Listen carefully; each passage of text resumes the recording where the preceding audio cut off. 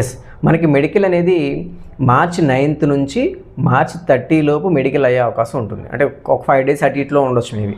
So కాబట్టి అందరికీ medical అవుతుంది, క్వాలిఫైర్ అందరికి కూడా మెడికల్ చేసుకోవచ్చు, రైట్. అయితే ఏంటంటే మెడికల్ ఓకే కొంచెం డిఫికల్ట్గా ఉండే అవకాశం ఉంటుంది. సో మెడికల్కి సంబంధించి సపరేట్ వీడియో చేస్తాను, అందులో మీరు చూడండి, రైట్. సో మనకి మార్చి 30 లేదా ఏప్రిల్ 5th కల్లా మెడికల్ అయిపోతే మనకి ప్రయారిటైజేషన్ స్టార్ట్ అయిపోతాయి.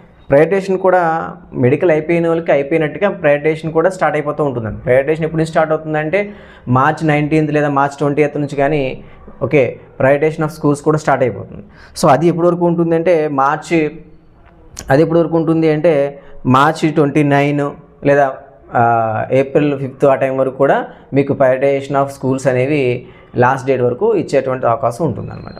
సో తర్వాత ఏం జరుగుతుంది అంటే రౌండ్స్ స్టార్ట్ అవుతాయి, కౌన్సిలింగ్ 1, 2 స్టార్ట్ అవుతాయి. సో కౌన్సిలింగ్ 1 ఇంచుమించుగా ఓకే ఏప్రిల్ 1st వీక్లో కానీ లేదా ఏప్రిల్ 10 ఆ టైంలో స్టార్ట్ అవుతుంది.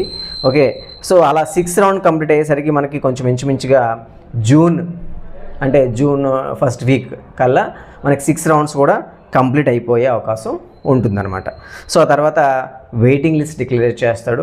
ఆ వెయిటింగ్ లిస్ట్ మనకి ఓకేనా అది కూడా ఓకే జూన్ 1st వీక్ లేదా జూన్ 10th ఆర్ 15th లోపు మీకు వెయిటింగ్ లిస్టు ఓకే డిక్లరేషన్ కూడా అయిపోతుంది, వెయిటింగ్ లిస్ట్ కూడా కంప్లీట్ అయిపోతుంది అనమాట. ఓకేనా. సో ఇది టెంటేటివ్ డేట్స్ అండి. సో నాకున్నటువంటి ఓకే నాలెడ్జ్ ప్రకారము మీకు చెప్తున్నటువంటి టెంటేటివ్ డేట్స్. సో కాబట్టి అంటే ప్రాసెస్ ఈ ఇయర్ చాలా ఫాస్ట్గా కంప్లీట్ అయ్యే అవకాశం ఉంటుంది.